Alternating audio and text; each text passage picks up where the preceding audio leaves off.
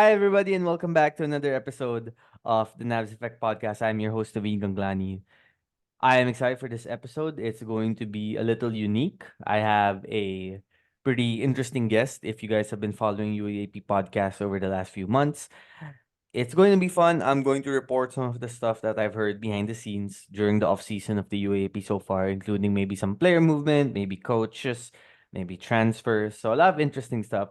I'm excited to get to it, but first, I will bring you a quick word from our sponsor, Fitspire. Are you ready to transform your home into a premium fitness haven? Look no further than Fitspire, your go-to destination for top-notch home gym equipment designed to take your fitness to unprecedented heights. Immerse yourself in a world of possibilities with their versatile range of premium gear, including yoga equipment for serene workouts, adjustable dumbbells and kettlebells for customized strength training, roller wheels and push-up bars to sculpt those abs and arms, jump ropes, foam rollers, and stability balls for an all-rounded workout experience, stylish and efficient cooling towels to keep you refreshed, and sport water bottles for staying hydrated in style. Fitspire's equipment is not only durable but also space-saving, allowing you to create your dream workout space without sacrificing aesthetics or functionality. Whether you're a fitness novice or a seasoned pro, their collection caters to all levels. And here's the real game changer. As a special treat for our podcast listeners, we're offering an exclusive 10% off on your purchase. Simply use the code word NAVSEFFECT10 upon checkout at www.sunbeamslifestyle.com. It's our way of saying thank you for choosing Fitspire. But that's not all. For an even more seamless experience, download the Sunbeams Lifestyle app, available on both iOS and Android platforms. Browse their collection, stay updated on fitness trends and exclusive deals. Transform your fitness routine from ordinary to extraordinary with Fitspire. Don't just dream about your fitness goals, achieve them in the comfort of your own home. Visit www.sunbeamslifestyle.com, use code NAVSEFFECT10, and let Fitspire be your fitness companion on this incredible journey.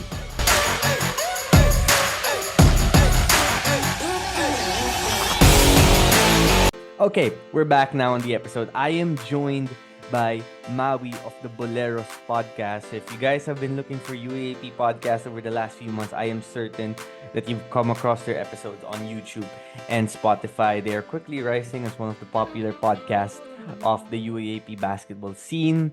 I've only really gotten to talk to Maui from the three of them, but I'm sure the other two are great people behind the scenes as well. If any of you have met them in person, let everyone know in the comments how they are. But they seem like cool guys, basketball fans. Maui, thanks for joining me, bro. I know this was super short notice, but Yeah. really, I'm a fan of the podcast that you guys come out with, and I'm really happy and thankful that you were willing to join me here today. Thanks for the invite, and also thanks for talking about our podcast, our UAAP podcast. I'm happy to be here. I really follow you a lot. We all know that Navs is the one that usually brings out yung breaking news of college basketball here in the Philippines, both the UAAP and the NCAA. And it's a privilege to be part of his podcast today. I appreciate the kind words, Maui. Really respect for that. And also the respect goes back to you guys. Like, Thank you. whenever the games end on the weekend or pag Final Four finals, alam ko na eh, like, even if I just finished my recording, alam ko na the moment I open YouTube, oh, yung Boleros, they have a new episode na. 1,000%.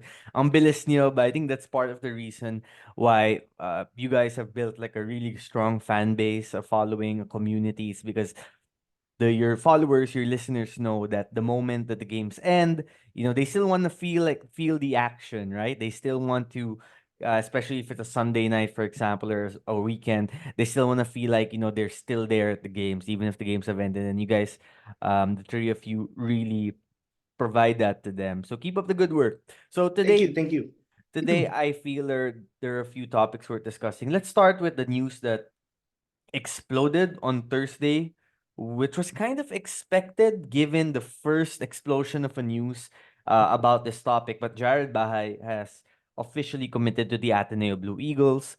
So it was something, like I said, that was expected, especially once the apparent divorce between UP and Jared Bahay took place. Whispers of Bahay's commitment with UP maybe not continuing really happened, or really started, at least from my perspective, garnering a lot of traction and action towards the tail end of UAAP season 86. So first it was whispers, right? And then after the season ended towards the Christmas break, that's when news started really adding up. And I know that particularly because I was actually in the US for a vacation with my family, and I was getting messages, people asking, "Oh, what's the latest with Bai?" Hearing this, hearing that. So I talked to some of my sources, and then the writing was really on the wall. Then eventually UP decided to make the move first, right? They knew that Bahay's announcement was gonna come about him going to Ateneo. So UP decided, okay, we are going to come out with a statement, an announcement that we are no longer going to pursue Jared Bahay. UP has, safe to say, moved on to other ways to bolster their talent pool for future seasons. We'll talk about that later. But first, Bahay goes to Ateneo. And at first glance, it feels like a fit that you understood why he would make, given his statement. He said that he wanted the chance to play right away.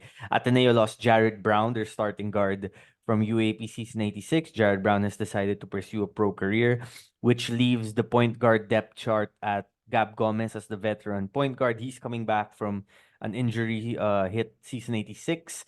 Ian Espinosa, who was hit or miss, mostly miss during UAP season 86 as well. And Lebron Nieto, who has shown glimpses as a shooter, but perhaps not quite there yet as a playmaker, as a Yep. lead point guard. Meanwhile, Jared Bahay, of course, just led Ateneo Cebu to a championship in Cesafi for a second straight season, coming back from a 0-1 finals deficit. And he has been a lead guard. He can be both a playmaker and a scorer. He was fantastic in NBTC last year. He probably will be fantastic again this season if he will play. Which, by the way, for those of you trying to keep track, NBTC, the semis, the finals, that part begins March 18 at the Mall of Asia Arena. And there will be a lot of recruits from both the Philippines and the United States abroad coming. It's going to be a major recruit showcase. I'm so excited for that. But back to Bahay, it seems fitting that he will probably be the starting point guard for Ateneo, an Ateneo team that is loaded, an Ateneo, well, not maybe not necessarily loaded, but I would say promising given the roster. An Ateneo team that should be better than they were in UAAP season 86, in my opinion, and Jared Bahay is a big part of that. I have to agree with most of your statements. I was very happy to find out when Bahay got to commit to Ateneo, recommit in some people's terms. But he said it perfectly. He was looking for a perfect spot. He was looking for a place where he would play a ton of minutes, and definitely with Jared Brown's departure from Ateneo, the point guard slot is wide open. I think that's been proven from how Ateneo performed during season 86. Espinosa, as you mentioned, was mostly a miss, and Gab Gomez was hampered by a lot of injuries. And actually, when he got some playing time, did not also contribute that much. I think that Bahay has really gone to a better opportunity when it comes to Ateneo. I think it really boils down to UP having that very deep backcourt rotation. Pelicilda is coming back. Even si Kagulangan is rumored to come back, and it looks like he will come back with what happened to Jared Bahay. I think if you look back during the previous offseason before season 86, Jared Bahay was very excited because he thought that he was going to get a clear role with UP. But with the recent developments in the UAAP, especially with UP, I really think that Ateneo is the perfect spot with Bahay, not just because he's getting playing time, but because he's also going to play with some of his former teammates also from the under 18 and also from Ateneo de Cebu. I think that would really give him that much needed confidence to start and make an instant impact with Ateneo, which no doubt he will have. I think he has a proven resume playing against older men when he played started at point guard for the under 18 national team, playing alongside sila Mason Amos. And definitely he's the number one recruit, number one high school player. I think that's been proven the past 2 seasons given his performance both in the national level and in the international level. So as an Atenean, definitely, I am very excited for Jared Bahay to arrive in Ateneo. I think the whole Ateneo community is definitely excited. The big hole in the point guard slot it really started with the Padrigao thing during the previous Yep. offseason. Fortunately for Ateneo, Jared Brown still performed, in my opinion, above expectations, which is why they still made it to the Final Four. But with the addition of Bahay and with the combination of Bahay and Amos for this coming season, everyone has to be excited. This is a proven tandem. Mason Amos played his best with Jared Bahay, being one of the top players during the FIBA Asia Under 18. And I wouldn't be surprised if this duo really hit it off during the following season. I'm excited to see them. Yeah, now just a quick note there. You mentioned JD Kagulangan probably coming back for season 87. So, based from what I've heard, at least from the people I've spoken to, there are those at UP who are confident he's coming back for certain for season 87. Some of them did say, okay, but before we know that 100%, let's wait for JD to come back from Dubai from his current stint with Strong Group and then make the decision. But at least right now, I would say maybe 90 to 95% they're pretty confident he's coming back. When I ran into JD during one of the practices of SGA, I asked him straight up, so JD, babalik ka ba for season 87? And he didn't say yes or no directly. He gave a pretty wise answer and he was like, may isang year pa ako, bakit naman hindi? Which kind of leans towards him saying yes, he's coming Yeah, back, but also it doesn't necessarily mean he's coming back for sure. But again, if I were to guess, I think he's coming back. Now, the Bahay aspect of it, I was looking at it from a basketball standpoint, kind of like you did, no, Maui. Okay, pros and cons. What if he goes to both teams, right? So he goes to UP, he won't get the lead point guard spot, at least from a playing time perspective right away, because he'd probably split it with Mai, and then he'd probably split some time there as long as Felicilda. And yeah, then you have to also take into account all the shooting guards that UP has with Abadiano, with Fortea coming back. Cyril Gonzalez, I'm not sure if he's going to play season 87. I heard there might be a chance he sits out to rest his injuries, maybe preserve his playing years, and then come back the following year, maybe as a veteran player. So we'll see how that goes. And of course, UP is also looking to bring in some other recruits. Now, the positive there for me, if Bahay had gone to UP, would be it. Not all the pressure would have been on him right away to carry the team, right? He agree. exactly, because as talented as he is, and he is, very talented. He's the number one NBTC player for a reason. There will be times, and all UAP rookies go through this, unless you're a phenom like a Kiefer Ravena or a Jeron Teng. There is a time when you rookies will hit a bit of a wall or have their struggles. So going to UP would have given him that cushion, that safety net of, okay, at least they still have Kagulangan, they still have Felicilda. Now, on the other side of it, going to Ateneo, he gets the reps right away. 'Di ba? Off-season pa lang, Phil Oil, Pinoy Liga, out of the country trips, tune-up games. He's the lead point guard. He's the lead playmaker. So they will allow him to make mistakes early because they need him to be the lead playmaker for season 87. At the same time, too, you still have other guards who can come in for him. Like we said, Gap Gomez and Espinosa, even if I think Bahay right now is the best point guard that Ateneo has.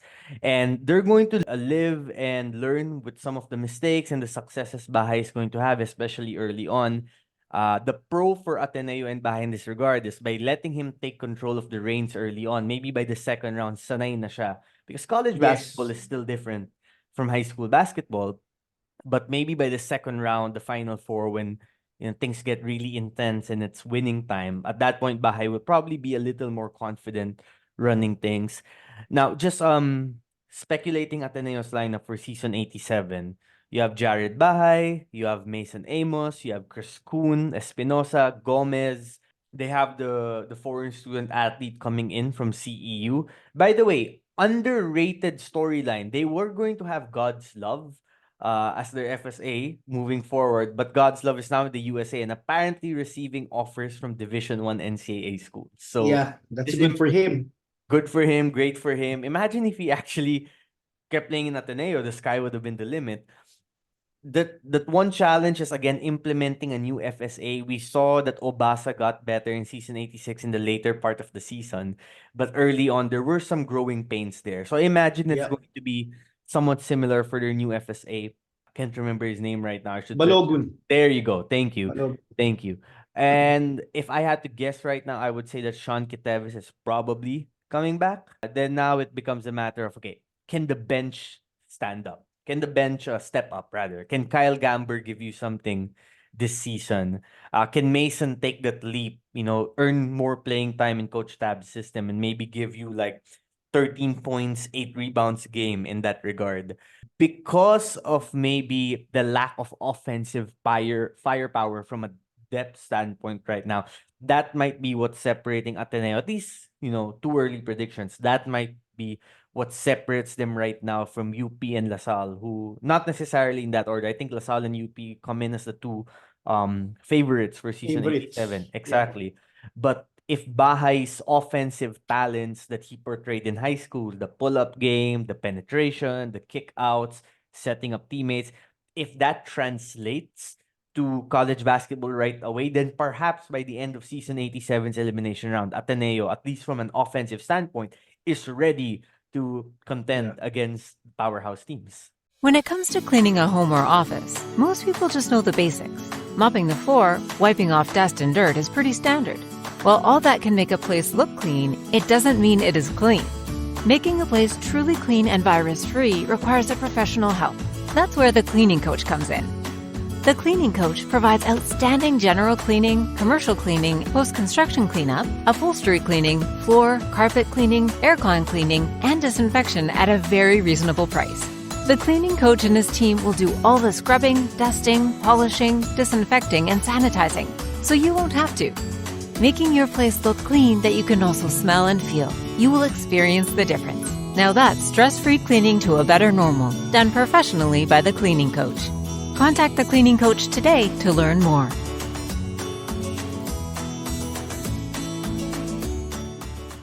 Yeah, I would say definitely yung value that Jared Bahay could potentially bring to Ateneo is a lot. I think yung struggles ng Ateneo, especially on the playmaking side during season 86, was very adamant. It was really shown, especially during those minutes that Espinosa struggled a ton and some of the games that Jared Brown didn't find his shot. But I guess, like any Atenean, we always say in Tab we trust, diba? It all boils down if Ateneo can peak on the right time. Season 86 was an example of a very inconsistent season for Ateneo. Very different to previous Ateneo teams. I think it was evident during third quarters that Ateneo was really struggling. If you've been watching Ateneo from seasons past when Coach Tab got the team, Ateneo was historically a very, very good third quarter team. But come season 86, they struggled, mostly struggling on that quarter. So I don't know, maybe if Jared Bahay is as good as advertised, then maybe Ateneo can be a different team. I think that Amos will definitely take that leap on the offensive end. I don't think we can question a guy like Amos because he was one of the most efficient players on the offensive end during season 86. The biggest question surrounding Amos is probably on the defensive end right now. Mm-mm. And with the undersized point guard coming like Jared Bahay, you have to ask, will Ateneo still be a good defensive team? Because historically, Ateneo has been one. But during season 86, it was mostly on the defensive end that they relied on to win games. And unfortunately, they weren't able to bring it also on the other end of the floor. I think it's very critical to look at Bahay and Amos and see if they can handle the pressure. Amos was backing up arguably Ateneo's top player last year, Balungay, but now he will be given the free rein to make mistakes and to really To carry grow as the a load, player, yes. grow as a player. I think they were even rumbling rumors during the offseason if Amos was going to stay sa There Ateneo. And I were. think, yeah, Yeah. there were. And I think this solidified it. Him staying in Ateneo, getting all the usage, getting the minutes. Now the question is, how will he respond? It's not only on Jared Bahay to elevate Ateneo for season 87, but definitely it will rest on these two guys, Amos and Bahay. Because I don't think Ateneo can really rely on Sean to score a ton of points. You mentioned the potential adjustment by the FSA, which should happen also similar to how it happened with Obasa the whole first round. We'll see how it develops also for the other players of Ateneo, especially those players who are fil-foreigners, because Coach Tab mentioned also during the season that he expects them to fully understand how it is to play in the Philippines. So maybe we see a few players like Gamber or Bongo or even si Shantuano take a step forward, or even si I wouldn't be surprised if LeBron Nieto fully converted to a shooter and a shooting guard, because historically Ateneo has had that knockdown shooter, Yep. but they didn't have that one also in season 86. So really a lot of things to develop for Ateneo. I think very long off season, but generally speaking, I think it's Bahay and Amos' team come season 87. Now, also to add to that, for them to really compete, and I mean compete, like potentially win a championship. First of all, and I don't want people to take this as think of this as me taking a shot at Coach Tab. It is not. I have the utmost respect for Coach Tab Baldwin as a basketball mastermind. But if last season proved anything, it's that even the best coaches need quality players to win games. Diba? I agree. It's not just like, he's he's not gonna be Dumbledore and he's not just gonna wave his wand and everything is gonna like lead to Yeah, victory. He's yeah. like, I know he's like a magician, he's really smart, but even the best coaches need quality players. Like, and this happens to all coaches, by the way. Like Alden Ayo, his first year in UST, hindi sila nag-Final Four. Franz Pumaren missed the Final Four with LaSalle when he lost his top recruits. Even Derek Pumaren, who won championships with DLSE before, he didn't make the Final Four in his second season with LaSalle. So those are just some examples. Now, I have to give credit to a friend of mine, Jason Inocencio, who is a diehard Ateneo fan. He pointed this out in our community chat the other night, the Navs Effect community chat. He was like, if you look at it properly, Coach Tab's teams in Ateneo, they have always been successful in part because they have a solid point guard leading the way. So Yeah. when Coach Tab first got there, of course, Matt Nieto was his point guard for a few years, and that's when Ateneo had their mini dynasty. And then after Matt Nieto left, he had SJ Belangel in season 84. They nearly went undefeated. They nearly won the championship. And then season 85, he had Fordsky Padraga, who was, taller than your average Philippine college basketball point guard, solid on both ends of the floor.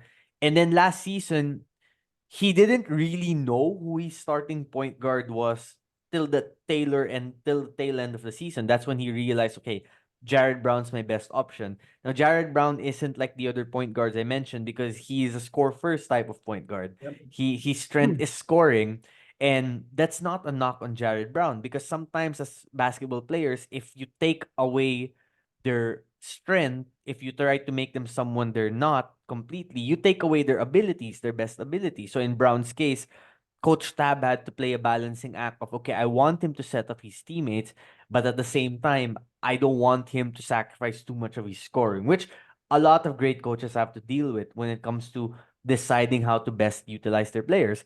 And I say all of that because now that he has a quality point guard in Jared Bahay, again, Jared Bahay is only a rookie, so you can expect there will be some growing pains along the way, especially against good defensive teams. And like you said, he's 5'7", Bahay. I'm not sure if okay, you didn't mention the height, but you mentioned the size. Bahay is 5'7", so if I'm an opposing UAP coach, I'm probably sending like blitzes, double teams the moment he crosses half court to see if he can handle the pressure. You can be guaranteed teams like UP, LaSalle, maybe UST will do that also, diba? And you will do that with a good coach like Jeff Napa.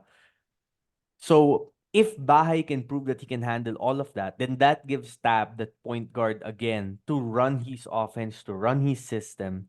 And that's going to be beneficial for Ateneo. And one more thing I should add, we mentioned a lot of names, diba? We mentioned Mason, we mentioned Sean is a defensive, he'll contribute defensively, he'll pick his spots offensively if he comes back for season 87. Chris Kuhn, of course, we know what he can do. But who from the other guys can step up? And by the other Yeah. guys, I mean the guys in the wings. Like, will we see a potential, breakout season for guys like Asoro or Celis or Josh Lazaro? I'm not sure if Josh is coming back, but I think he should be coming back for another season. So can one of those guys step up and be that other wing player that Ateneo needs? Because they're set at guard. Big man, I think they need a backup big. The one, because those Gio Chu minutes last year were one of Very the brutal. yeah, yeah. To say the least. It was tough. So that's another position if they need, they would probably have to fill. Let's move on to another Cebu player, someone who isn't garnering a lot of traction right now, but he is a talented player from Cebu. And right now he's garnering interest, no like, scholarship offers yet from schools like Adamson, San Beda, and National University. His name is RJ Dacalos, 6'5", can play center or forward. He's a little bit raw offensively, but he is solid defensively, especially at that height. He might even still grow an inch or two some more. He's got a pretty good body for a big man. Again, he's still raw, but people assume he's going to be a solid college player. So for those of you who want to know some info on possible players to watch out for, that's definitely one of them. Let's go to Rey Remogat. Maui. Okay, so just to report a little bit of what I heard. um, is UP in the mix for Remogat? Attention Ateneo enthusiasts! The thrill of UAAP Season 86 second semester sports is here, and Loyola Heights is buzzing with excitement. Now is the perfect moment to become a crucial part of the Ateneo six-man, cheering the varsity teams to victory. Don't just watch. Immerse yourself in the passion, the camaraderie, and the sheer amazement of the games. And what better way to manifest your unyielding support than by flaunting the latest gear from Get Blue? The brand new collection is a testament to the spirit of Ateneo, capturing the essence of victory and the pride that comes with being part of something extraordinary. Visit the link in our bio for an exclusive look at Get Blue's latest collection. Discover a range of high-quality apparel, from shirts to accessories, designed to elevate your game day experience. Show off your team colors and immerse yourself in the Blue Eagles' journey with pride. This season, it's not just about watching. It's about being seen as a true Blue Eagle supporter. Get Blued is your gateway to showcasing your loyalty, passion, and love for the game. Elevate your style and let the world know where your heart truly belongs. Get ready, get set, and get geared up with Get Blued.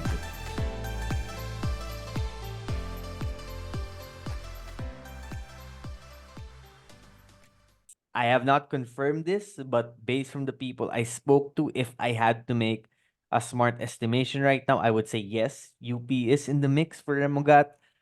I know that there were preliminary conversations with LaSalle a few months ago, but that has changed now since LaSalle has Jacob Cortez and soon potentially will have Kian Baclan as well.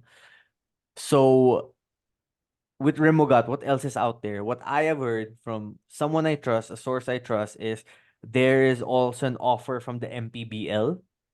There is also interest from a team abroad. An That's Asian team. interesting. Yeah, an Asian team abroad.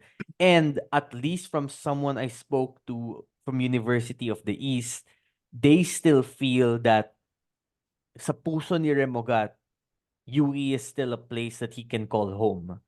Now, will that be a place he does continue to call home? I don't know.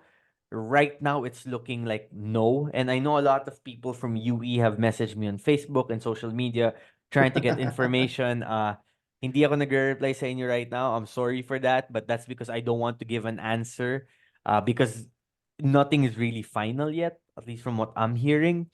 But I know conversations are taking place with different teams. And here's one more thing I know, and I haven't confirmed this on the record with any school official. Okay, so take this with a grain of salt if you want. But what I have heard is if Remogat does leave University of the East and he goes to another UAAP school, then there will be people from UE who are unhappy enough that they might ask for a discussion with the board, the UAAP board. That's all I'm going to say for now. That's what I have heard. Not to say that it's going to happen for sure, because you know naman how some people are sometimes that, while things are happening, emotions are running high, and they say, hindi, ko-complain natin yan. But will I say that 100% they're not actually gonna do anything? I can't say that because Yeah. people in UE, at least those who I've spoken to and people who I trust from the university, have told me that they had conversations with Remogat.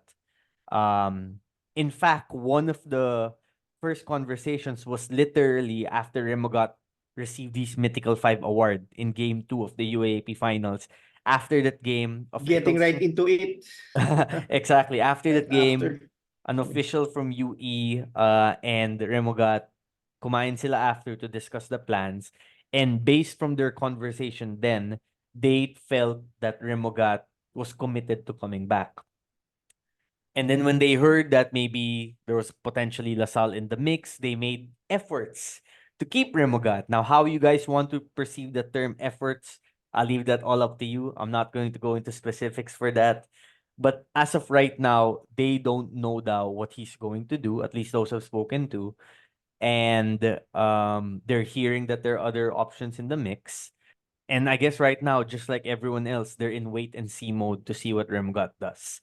So take that with a grain of salt. Again, everybody, those listening to this podcast, because, to everyone who, eventually tells me, you said this before, this was sort of said before, all of this is flexible. Sobrang flexible to Maui. Anything can happen. Exactly. Like Anything can literally, happen right now. literally, this has happened in the past where a player one day says, I'm 100% sure I'm going to this team or I'm going to this school.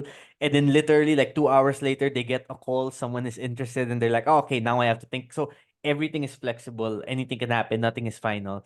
But at least that's what I'm hearing right now. So let's talk hypothetical, Maui. In a hypothetical situation, if Remogat does go to UP, sabihin natin, hypothetical, okay? He'd have to sit out one season, sit out 87, come in 88.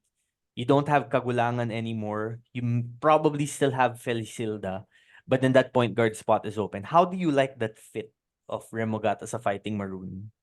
I think we discussed this also on our podcast sa Boleros. Definitely a good fit for Remogat come season 88. When Kagulangan leaves, it's like Jared Bahay. If Kagulangan decided to leave, then Jared Bahay could have possibly really decided just to stay in UP. I think that Remogat going to UP would be a good fit just because of the attention that he will also get. The question is, how many minutes will Remogat get for UP? We've seen this season how Coach Gold rotates yung point guard slot niya, with Felicilda mostly getting more minutes in even the most crucial of games, like the finals versus LaSalle. If I were a guy like Remogat, I would just decide to really to play it out in UE, except if I have offers abroad, or even offers in another pro league. I think the best case scenario really for Remogat is to stay. Why? Just because he gets all the recognition now, he was able to get mythical team, and definitely because he gets all the usage. He has free reign to do anything. He has free reigns to play make. He has free reigns to score. When he goes to a team like UP, that's something that's gonna be questionable. Remogat will still have to adjust, especially since UP will have a ton of recruits. Some of the guys probably have yet to be announced, but there are a ton of recruits in UP, and that will not stop probably within the next decade or so. So when you play in a team like UP, then you expect that you will really have to fight for playing time. You will really have to compete with other players who are also marquee recruits. Still a good destination for Remogat. Playing for a team like UP, probably without a doubt the most popular team in the UAAP right now, and with some of the most passionate fans. Maybe that's something that's enticing to him. Maybe that's something that he wants to do. A team like UE was been, to put it kindly, a seller dweller team the past few seasons. Maybe he wants to get the love and wants to get a championship, a UAAP championship. So I wouldn't be surprised if a player like Remogat really looks at UP as a potential destination. I think I've mentioned this also before. The bad thing about this is that he has to sit out a year. That residency year is a big thing for me. We all know that basketball players have a very short peak, and taking a year off when you're already peaking, I would say Remogat is already peaking at the right time and very right to go pro because he's a mythical member, number two in the MVP race. That could spell danger for his future. So yeah, if you were to ask me, I really prefer that Remogat stayed out and probably played another year in UE, get a mythical team, fight for the MVP, and potentially get offers abroad. Right. Now, if Remogat stays in UE, he would be in line as one of the next great UE guards, like Paul Lee, Roy Sumang to some degree. I'm curious if he goes to a contender. I don't think he'll have the same stats, but would he have the same impact in terms of leading a team, leading a championship caliber team? That is, I've talked to UAP sources the last few days, and that was one of their questions. They were like, okay, if Remogat does go to UP, and many people believe he's going there. Again, nothing confirmed. I have asked UP on the record also, is Remogat going there? And they said, nope, nothing confirmed, nothing happening right now. If he does go to UP, will he be the lead point guard? Kind of like what Evanelli was for LaSalle. Yeah. Or even to some degree what Padrega was for Ateneo in season 85. Diba? Because the one challenge for Remogat is he's not as tall as some of these other point guards. Diba? Like Nelly is, for a point guard, good size. Same with Padrigao. And to some degree, this will be the challenge that Bahay has also. You look at Jacob Cortez, he's not the tallest guy, pero ang lapad ng shoulders niya, di ba? Malaki. And Jacob is a smart basketball player. He can see the defense before it comes. Si Kian Baklaan naman, again, not the tallest guy also, but Kian, he can jump high and athletic siya yung katawan niya, so he can get away from traps. That's the question some have from a basketball perspective for Remogat. Okay, what if you blitz him? What if you double team him in the half court? Will he turn the ball over? Diba? Can he navigate double teams and all those screens? So we'll find out if it does happen. Because again, like I said, according to people I've spoken to, there are other options on the table, like the MPBL, or maybe if something materializes abroad, who knows? So I guess we'll find out.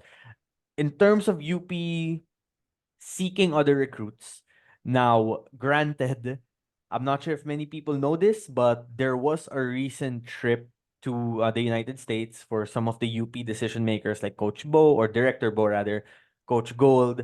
The assistant coaches were there also, like Coach Tom, who was already there for a family vacation. I actually ran into him in San Francisco. And also Coach Christian Luanzon was there. And so they visited and scouted some fil-foreign players, including Jacob Bayla, who has been in the news wires over the last few years, a Batang Gilas member, including Jaden Harper, who apparently is now 6'9" and Wow. continues to only grow according to his coaches in the United States. They anticipate there's a chance he might be like 6'10". They called him the Phil Amchet Holmgren. That's what they called him. So we'll see how he develops. They of course successfully recruited Miguel Iniguez already. And I believe there are at least maybe two more recruits that UP is looking at, whose names I don't know yet, but two names worth monitoring. We'll see in the future. If they land Bayla and Harper, by the way, Bayla, from what I heard, was also someone LaSalle is interested in. I think Bayla particularly is the cream of the crop in terms of the fil-foreign recruits coming in for season 87. He is about 6'5". He moves like a two guard. He was coached by the former high school coach of DeMar DeRozan. He can shoot threes. He can shoot mid range. He can create his own shot. He can be a secondary point guard. He can rebound. He's strong. He's athletic. He is a very good player. Think of him as Xavier Lucero with maybe even better handles. what Xavier was coming into the UAP. That's what, because Xavier, when he came to the UAP, he was a through and through prospect. So a Yeah. little developed na playing college basketball. But Bayla's coaches feel that he can be that type of player, a Xavier type of player that ends up becoming a game changer in college basketball. Have you seen highlights of Bayla, Maui? What do you think of Yeah, him? yeah. Yeah, I've seen highlights of Bayla. He's a do-it-all forward. I'm not surprised that a lot of teams are trying to get him. He'll definitely have an instant impact similar to Zabe Lucero. But this guy could really raise the level of recruitment to another level even. I think the hype is really real. But I would be happy if he got some Division One offers. I wouldn't be surprised if a few UAAP teams get him. But we'll see in the future what it holds. We'll wait for your announcement, definitely. Thank you for that. Just a quick note on Baila. He has interest from some Ivy League schools, like Cornell is one of them. I made a post about this a few months ago. It's worth noting with Ivy League schools, though, they don't give only athletic scholarships, from what was explained to me. Their scholarships are, yes, if you're an athlete, sure, but you also have to be an academic scholarship. At least that's how an academic scholar. That's how I understand it. So that's something to also consider, because I think right now there are no D1 offers yet. Now, Bayla is still playing his senior season in the United States, in California. So who knows? Something might come up. And if that does come up, and if he plays D1, of course, that would be incredible, because he isn't actually technically a fil-foreigner. He was born to both Filipino parents. He just so happened to grow up in the United States. So who knows? Are we maybe on the path of seeing a player who could potentially be the first ever Filipino basketball player in the NBA, born to Filipino parents? Why not dream big, right? If the potential is there. But at the same time, too, if he does decide to come to the Philippines and play college ball here, then why the heck not? He would be a household name. He got his Philippine passport before 16 years old. That's good He would be a for Gilas Gilas. mainstay, exactly. And as early as now, Gilas should be trying to like get this guy to join practices, because the potential is really there. The sky is the limit for this kid. Like, when this kid comes to the Philippines, we shouldn't just be thinking about, okay, what college is he playing for? Is he going to win the UAP championship? We should be thinking, how far can he possibly take the national team? Because the answer to that, at least from potential standpoint, is pretty damn far. Another name I want to mention, Maui. I'm not sure if you guys in Boleros have talked about the UST Growling Tigers a lot, but I feel like you will in season 87. And that's because, in part, I got to watch them in Pinoy Liga the other day against CSB. They lost that game. It's a game they shouldn't have lost, if we're being honest, because they had an FSA. They had two FSAs playing. CSB had none. And Getting insurance now. oo nga eh. And then They're the getting night insurance. the night before that game, the CSP Blazers got back to Manila at 1 a.m. ata, because they had the PSL game out of town. So medyo puyat pa sila. And UST actually had that game won na in the fourth quarter. They were up like 5 few minutes left, and then they kinda collapsed there at the end. Fortsky is going to fit in with this team. I think you're going to see crazy. Like, if there was a UAP fantasy league, Fortsky would probably be a first round pick when he plays for UST. They didn't have Paranada in that game. They didn't have Chase Lane, nor did they have Jeremy Robinson. So those guys are expected to be key contributors in season 87. The same can be said for Ashton Andrews, who looked good in the Pinoy Liga game against CSB. They will have to pick for an FSA between Peter Osang, who is more of a perimeter oriented FSA, he's about 6'7", so he's not as tall as the other guys. He's quicker, or Tongkara, who is bigger, more of a back to the basket guy, like bruising presence. So that's going to be an interesting subplot to follow if you're a UST fan. They also have a standout named Estacio, who is a big guard, can handle the ball well for a big guy. I also like Ice Danting. I think Ice Danting is going to surprise a lot of people this season. And here's some news. UST is interested in recruiting one Zain Mahmood, who also played for the Batangilas team along with Bahay and Bayla and company. Zain is 6'7". He's currently playing his senior season In the United States, he's averaging about 15.6 rebounds a game as the team captain. He is a traditional kind of big, scores in the paint, doesn't exactly have a knockdown three-pointer yet, but he's trying to develop it. He's big, he can rebound, he can bang bodies underneath. And ideally, I think for UST, if they're able to secure the commitment of Zayn Mahmoud and play him with Peter Osang, their FSA, then they would have a pretty formidable front line to Yeah. go along with the other pieces of the team I mentioned, plus the players from season 86 like Caballero and Manaytay and Calum and maybe maybe SJ Moore if he develops. So it's a very exciting time, I would say, to be a UST fan because I think UST can crash the Final Four in season 87.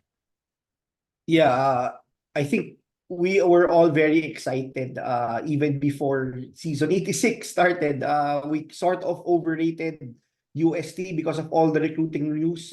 Maybe in season 87, when all of this materializes, then maybe they can start to really get to the Final Four. I think I've been very consistent in saying that the UAAP needs UST to be a top team because they have one of the best fan base in the UAAP, one of the best cheers, I would say. So yeah, this is a welcome sight. I guess the question really is if they can really make that mark come season 87. Will they be Final Four contenders or will they continue to be cellar dwellers? But I'm just happy that Nick Cabanero is finally getting some help. I'm happy that he can potentially try to vie for the Final Four come season 87. But I'm also worried to the point that I want to be skeptical because of how we overrated UST on our podcast also during the season 86 preview for season 86. But hopefully it does materialize. At least now they have two foreign student athletes. I think that was a very big blow for them losing their FSA early on in the season. Hopefully they make the right choice and pick the right FSA that fits Coach Pido's system. I was hoping for a Pido Harencho surprise during season 86. But unfortunately, the times have really changed. Old coaches have really struggled to make a mark in the UAAP. I hope that they join more tournaments this off-season. They plan to. That's something that they did not do diba, in season 86. They maybe thought that could have been an advantage, that surprise factor, but it that bode really well because most of their players did not know how to really acclimate themselves in the UAAP culture. I think SJ Moore was really hit the most with this strategy. I'm hoping that he has a better season 87. He was one of the top recruits come season 86, but developments on the UST Growling Tigers so welcome side. You really have to see UST and FEU. Also, FEU be one of the top teams. If you're a UAAP history buff, if you look at the UAAP history, these two teams have consistently been one part of the top teams in the UAAP. And it's a welcome sight when you hear news. We always talk about parity when it comes to the UAAP. And when teams like UST start to ramp up, that's a welcome sight. Anytime there's better competition, there's a lot more talent across the league, then all of the fans, including myself, will definitely be happier to watch the UAAP continue to grow. I agree. I think the UAAP is a better league when UST is contending and when UST is a legit Final Four team, which I think will be the case season 87. I'm not sure if I'm ready to call them a championship contender yet. I think it's too early to say that. But Final Four contender, absolutely. I think right now they're in the same level as Ateneo and NU. Maybe even surpassing NU because NU lost Kian Baklaan.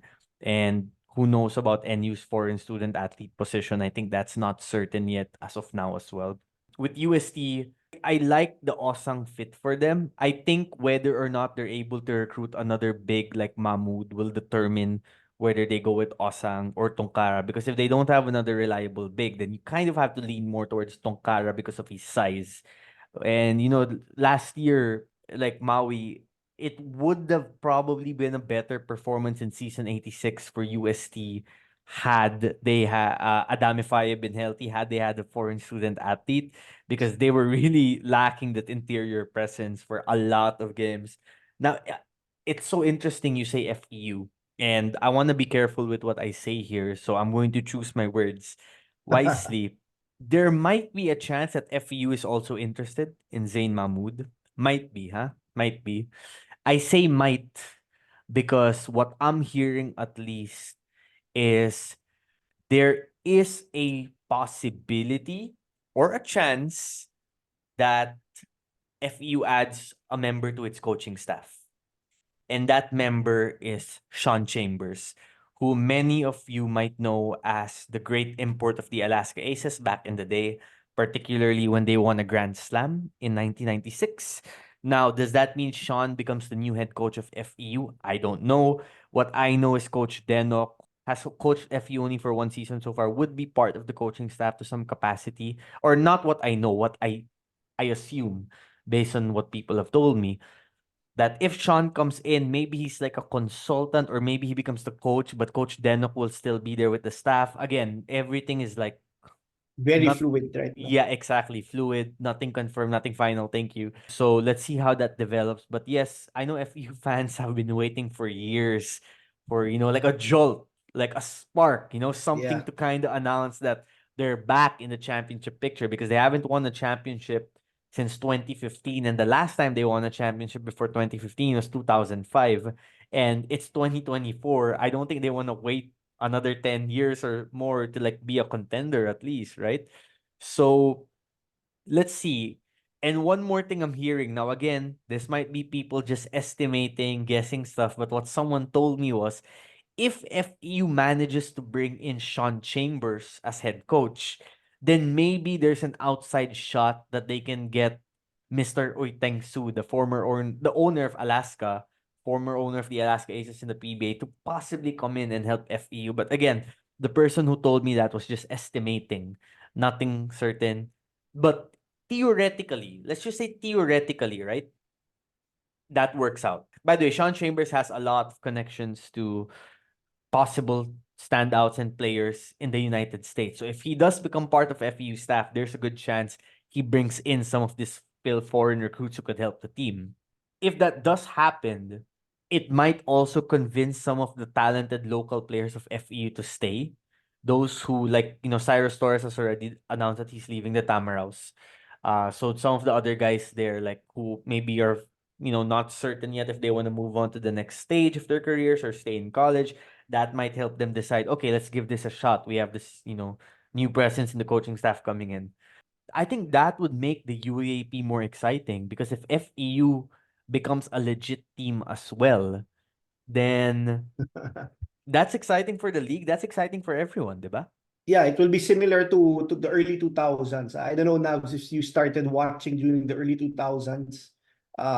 Most of the teams were really Le- relevant during that time. I yes, think Leo only Avenido, Adamson, diba? Leo yeah, so Avenido Leo days, Avenido was exactly. playing there. Even teams like NU, FEU, UE, everyone, UST, the league was very stacked across the board on all teams. And if this rumor is true, then FEU finally gets a backing outside from the Montinolas. I think it's gonna be good for the UAAP. I think the recruiting process will also be a lot crazier. I think, Navs, you have to agree that the off season during season 86 was probably one of the craziest you've seen, diba, during the past decade or so.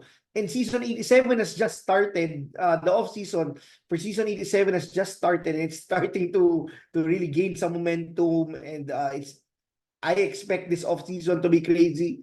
Maybe this is another step in that direction if they get Sean Chambers. I think one of the main mistakes FPU did when Olsen Acela left was really hiring internally, because initially it was good because it was Denok Miranda, a legend from FEU. But unfortunately, since Denok Miranda was also the assistant coach of Coach Olsen, they ran mostly the same place during season 86. And Yes. if I were a prospect and I've seen that there have been no changes, then maybe it's to their disadvantage that they even got Coach Denok as their head coach. Getting a head coach or even a consultant in the caliber of Sean Chambers, somebody whose name is etched in Philippine history, could probably really catapult FEU into becoming a contender for years to come. Even that rumor that Mr. Oritongsu is attached to Sean Chambers is crazy to begin with, but it can really catapult FEU. And much like what we said with UST, if FEU also starts to contend, then it's gonna be a crazy league. It's gonna be Yep. more excitement Yep. for everyone, di ba? Yeah. I'm sure that UST and FEU fans have been longing to be contenders, di ba? For especially those that are already owned. No, for sure, for sure. Because it would be nice to have a season where when you look at the top of the standing, it's not just, okay, LaSalle 11-3, UP 12-2, NU 10-4, Ateneo 11-3 or 10-4. Maybe if we balance it out, like the top of the standings is like number one is 9-5 or 8-6. Okay, maybe It not used to 8-6. be like that, di ba? It used to be like that. Exactly. Because then 10 wins or 9 wins maximum.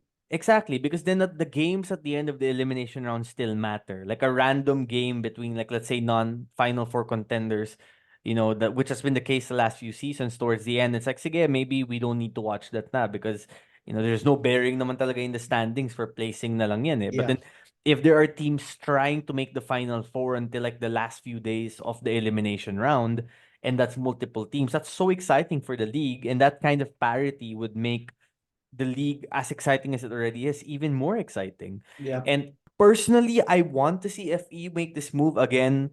I'm not reporting it as confirmed. It's just what I've heard. But I would love to see them make that move because it would give a program that, like you said, is proud. I believe they have maybe the most championships in UAAP men's basketball even. Them being back as contenders would be great for their fan base because they have a huge fan base, and also great for the league. Speaking of FEU2, I should report that their FSA moving forward it won't be Mohamed Fati anymore. It's going to be Mo Konate, who actually played for them in Pinoy Liga last year and has 5 years of eligibility beginning season 87. So that's exciting for FEU. I know many fans weren't so thrilled with Mo Fati's performance in season 86. So maybe Konate, he's still young, he's still developing. But even, we've seen in the past, even guys like Momoe who comes in like 18 years old first year can make an impact right away. There will be growing pains as there always is. But again, if FEU does this, it would be exciting because you look at the rest of the league now. LaSalle is LaSalle, UP is UP, Ateneo got Jared Bahay, UST is coming in as probably the ultimate dark horse team of season 87. NU, I do wonder what's going to happen to NU because they lost Baklaan, but then that would open up the door potentially for Reinhard Yumamoy to become the player that many know he's going to be because he is one heck of a player. Very Uh, exciting. very, very exciting. Very, very talented. We saw it in that second round game against Ateneo last season, right? What kind of potential that he has. And then Adamson with their new recruits, the twins. So if FU can add that mix, and UE, by the way, has another Cruz Dumont brother coming in season 87, assuming he recovers in time from his surgery, it's exciting. I think in that regard, then the league would be filled with talent. And every season, when you consider the FSAs the teams are recruiting, when you consider the local talent all over the Philippines the teams are recruiting, when you consider the fil-foreigners the teams are recruiting, I think overall the talent in the UAAP now more than ever is at an all-time high. I would have to agree on that. I think I've been hearing also around that the talent pool in the UAAP is undeniably the best it has been since time immemorial. I think the influx of foreign student athletes definitely have helped. The development also of the foreign student athletes, starting from Ben and Bala, have really paved the way for better FSAs. And because there are better FSAs, players have had to rise. Some of the players that could have played center are now playing power forward or even small forward. We are seeing players like Kevin Kiambao who transitioned from center to becoming a wing player. It's unprecedented and it's very good for the league. The only thing that really bothers me right now is imparity. If that's something that the UAP can achieve, then maybe we can have an even more exciting league, as you mentioned. Definitely welcome sight that other teams are stepping up their game. I expect UST to take the leap next year. Then maybe FEU can also take the leap in a year or two. Hopefully we also see UE continue to rise. They've been one of the most exciting teams, in my opinion, the past 2 seasons. I wouldn't be surprised if Remogat leaves and there's another random player who pops off in UE, because that's been the case the past 2 seasons. So yeah, I would have to agree, Navs. Definitely, we have a very exciting league with more to come. The off seasons, are a big barometer to what to expect for the season, and I think us having those crazy off seasons really jumpstart what to expect for season 87. Absolutely. And I'm glad that we had this conversation, Maui. It was nice to finally collaborate with you. Looking forward to eventually speaking with the Boleros team. But why don't you tell the listeners of my podcast where they can find your podcast to hear more about the episodes that you all have coming up? Thanks, Nabs. Actually, you can check out Boleros PH. We're available on YouTube and Spotify. Much like Nabs, we mostly cover the UAAP. We talked about we even have topics during the off season, and we're just passionate fans wanting to showcase also to other passionate fans. We welcome you in our channel. We love the engagement we get on the comic section. We want people to debate on different matters, not just on what happens on the court, but also on different matters regarding UAAP basketball. I think it's fair to say that most of us just want to have the best possible league here in the Philippines. I would easily say that the UAAP is the premier basketball league here in the Philippines, and that's something we want to stay. Hopefully you also subscribe to our channel. Thank you, Nabs, for giving me the opportunity to be a guest on your podcast, and for giving me the chance to talk about our channel. My pleasure. I wish more power to you and the rest of the team. I'm sure that as the years go by, seasons go by, you guys will only continue to get better. And you guys are welcome to come on the Navs Effect anytime. Thank you. Maui, thank you for your time. And Thank you. We appreciate it. happy weekend, bro, and happy weekend to all Happy the weekend. listeners as well.